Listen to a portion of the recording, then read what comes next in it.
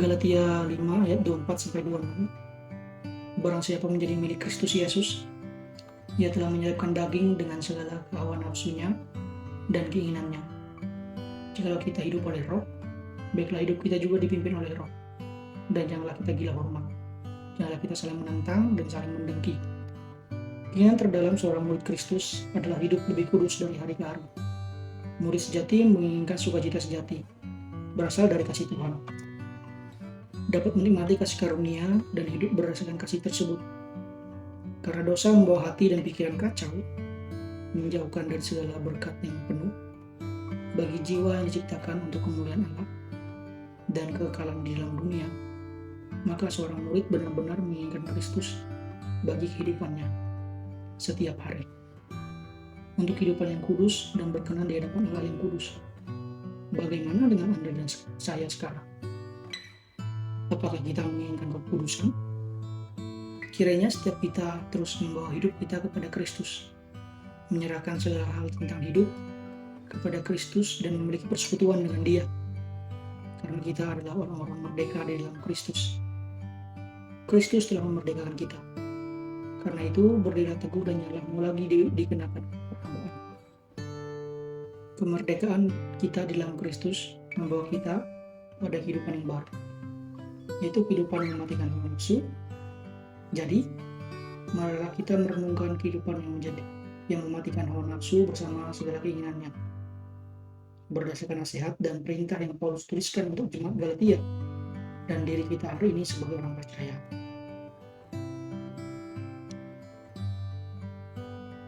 Menjadi milik Kristus. Ketika kita percaya kepada Yesus dan bertobat dari segala dosa kita pada dasarnya menyatakan bahwa kita telah menjadi milik Kristus. Kita yang dahulu budak dosa, mati dalam segala keinginan dosa kita, ini dihidupkan kembali di dalam hidup yang baru, untuk menjadi milik Kristus. Di dalam Yesus, identitas kita adalah anak Allah yang dikasihi, diubahkan dan diberi kuasa untuk hidup berkenan di hadapan Allah. Identitas kita di dalam Kristus membawa kita untuk merenungkan segala hal tentang kehidupan, bahwa kita tidak lagi hidup untuk menuruti keinginan dosa.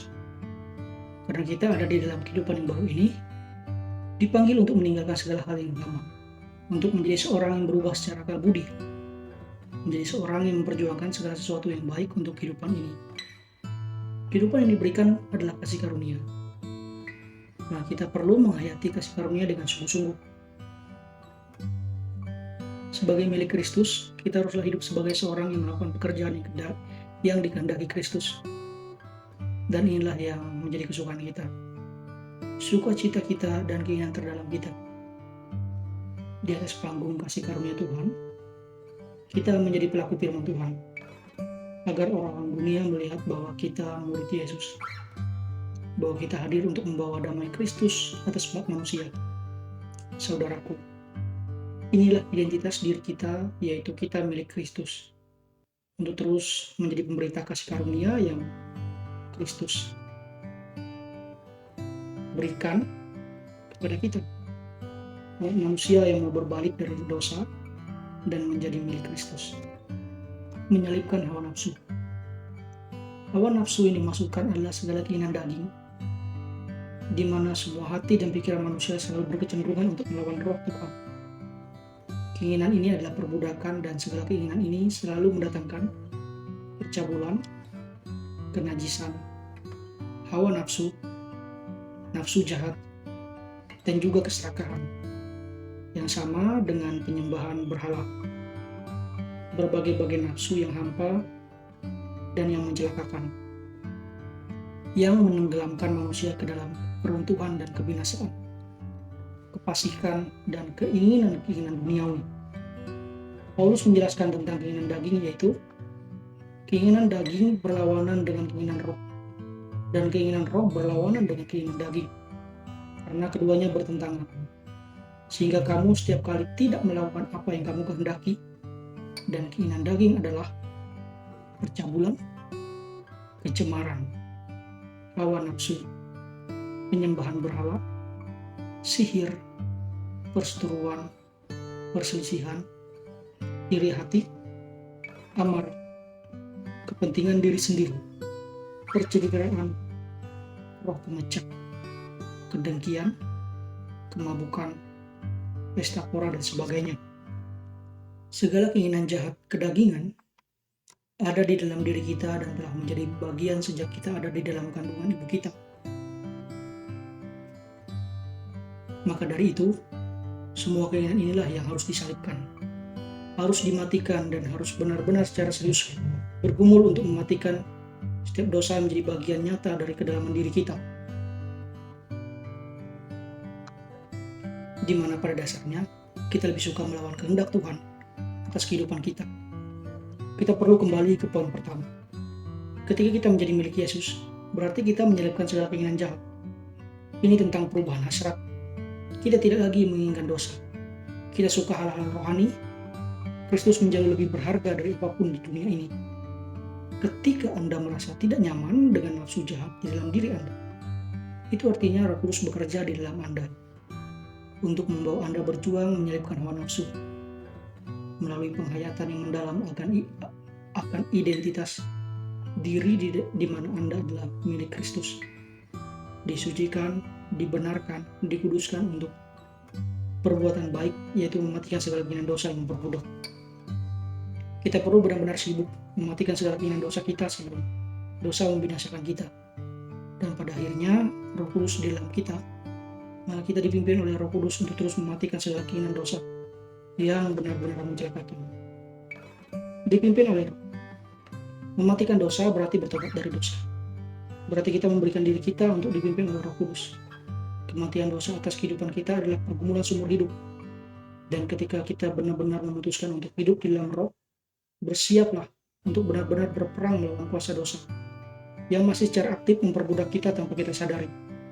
Ketika Roh Kudus mengingatkan kita akan bahaya dosa, kita sadar bahwa musuh terbesar kita adalah hawa nafsu.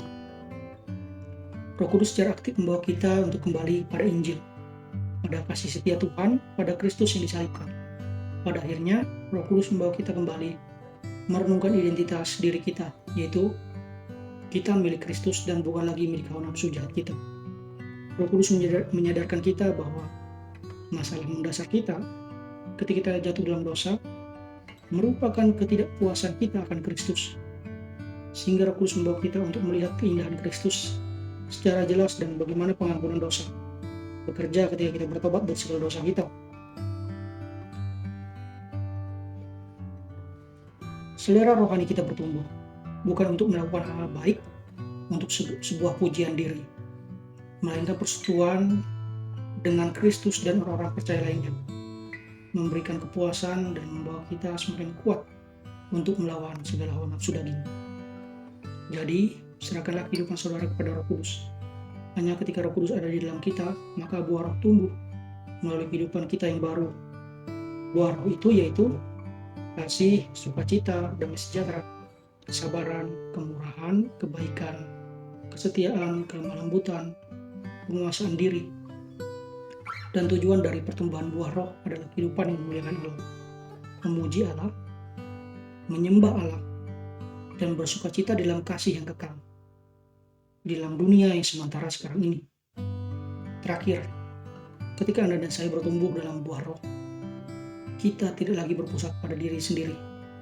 Kita mementingkan kepentingan rohani kita, keluarga kita, komunitas kita, dan orang-orang di luar komunitas kita yang belum percaya maupun yang sudah percaya, tanpa adanya keinginan untuk dimuliakan, ditinggikan, dan hati yang menentang dan hati yang saling mendengki. Semua keinginan yang berpusat pada kemuliaan diri perlahan mati karena keinginan Roh Kudus jauh lebih besar dari dalam diri seorang murid Kristus. Jadi kitalah murid Kristus dan marilah kita oleh roh dan bukan daging, marilah kita terus memandang pada Kristus yang hidup sempurna tanpa dosa, mati disalibkan, bangkit, dan memberikan mandat agung untuk kita kerjakan di sisa-sisa umur kita. Mari kita berdoa. Terpujilah Allah kami, pencipta langit dan bumi, Allah yang telah membebaskan kami dari perbudakan kehidupan yang sia-sia. Kami bersyukur untuk semua pekerjaan-Mu yang sempurna atas kehidupan kami. Dan Tuhan, ampuni kami ketika kami seringkali jatuh. di dalam pikiran jahat dan segala hawa nafsu kami dalam bentuk apapun itu. Sekarang Tuhan, tolonglah kami untuk terus mampu hidup dalam Roh-Mu yang kudus, untuk melakukan kehendak-Nya bagi kemuliaan-Mu. Di dalam nama Yesus kami berdoa. Amin.